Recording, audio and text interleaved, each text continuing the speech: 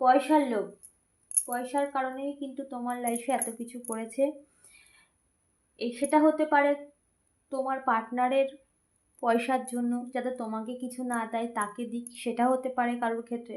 তুমি কারোর ক্ষেত্রে এটাও হতে পারে তুমি ভীষণ স্টেবল, তোমার স্টেবিলি দেখে সে জ্বলে পুড়ে ছাই হয়ে যাচ্ছিল, সহ্য করতে পারছিল না, যার জন্য সেই আর্থিক স্টেবিলিটি তার জীবন থেকে সম্পূর্ণভাবে ডাউন হয়ে যাবে। দেখো, ন্যায় হবে এবার, ন্যায় হচ্ছে, হবে।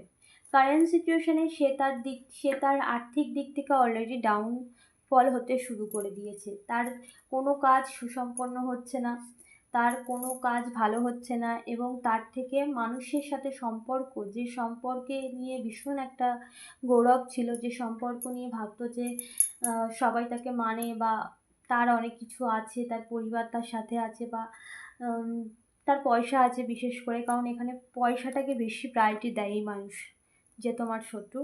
তো সে যা কিছু করেছে পয়সার লোভেই করেছে, এবং নিজের অহংকার আর জেলাসি, হিংসার জন্য।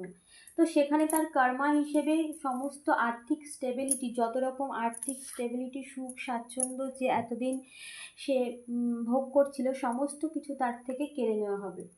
কারণ সে এই সমস্ত কিছু ডিজার্ভই করে না। পয়সাকে সে দুর্ব্যবহার করেছে।